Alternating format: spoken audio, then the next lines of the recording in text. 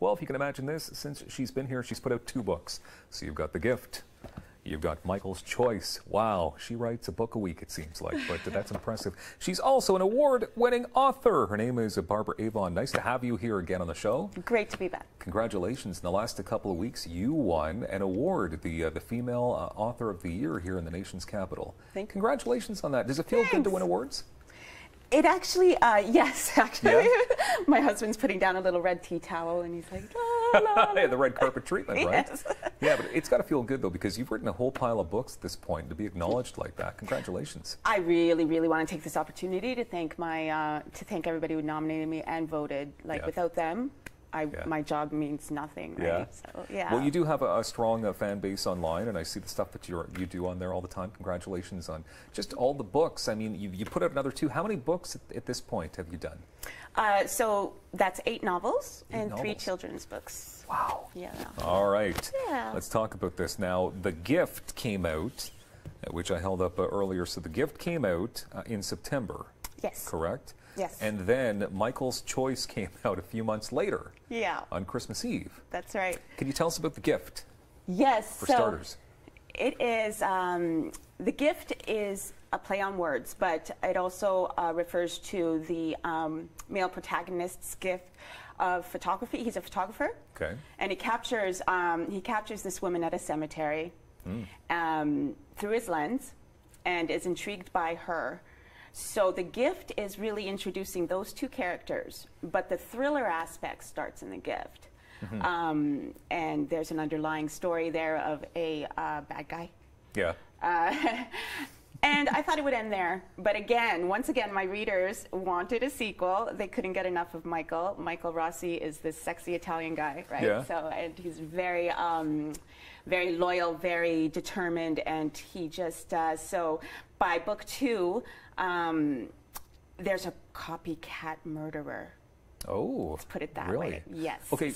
So when you finished up The Gift, though, you thought that was it for that story? I thought that was it. And then, so how did your fans come out in full force, like through social media, I guess, to ask you questions? They're like, I need more. I need more. I want more. You know, they were so sad to see that Michael was gone and forever. And I'm like, okay, I'll write you a sequel. So somehow you brought him back, not to give away too much, but apparently, I mean, he had to have somehow lived again. Yes, he wasn't exactly the victim. He wasn't the victim in The Gift, so let's put it that way, right? Okay. And actually, he's married in the sequel, but there's a copycat murderer in Ottawa. So Ottawa has a serial killer. Wow. And yeah. Okay, that's never good. That's never good. Okay, so, but you're an independent author. That's right. Is it a challenge to be independent? It's actually, there's a sense of freedom that you wouldn't guess that I have, because I'm the editor, I'm the publisher, I'm the writer, obviously. I'm like the stage director, you know, my own marketing director, so I don't have to follow anybody else's rules. Yeah, I'm truly independent, and there's a sense of freedom with that that comes with that. That's it's the best feeling in the world. Yeah, that's good. It's that's good. But even if I had like a traditional publisher approach me now, I'd probably say, well, you have to follow my rules. Wow. Yeah. The Barbara Avon way. I understand it. You got a theme as well in most of your books, and it's always about paying it forward, about good things. Why do you have this theme? Why is that important to you? I think it's super important because just to remind people, just to put that little reminder in there that okay, they might have finished the book and said, wow, that was a great story, but you know what? What that character did was really, yeah, it didn't take much to pay it forward, did it? So I just want to remind people that every little act of kindness helps. And to me, it's important, and maybe even and I'm starting to get even a teenage fan base, so I want them to grow up knowing that the world is not as bad as it's portrayed. Wow. So, you know, read my book. It's like a self-help manual in some Yeah. in some respects, especially for men, actually. Oh, is it really? Yeah, because I write from the male protagonist's perspective. Yeah, you always do that, right? Yes, Okay. always, and I always will.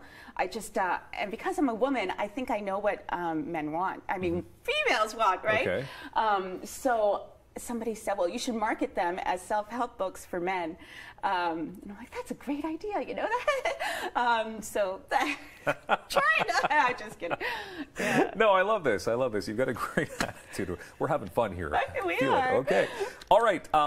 So what is next then? Because you seem to be writing so many books, thrillers and children's books. What kind of...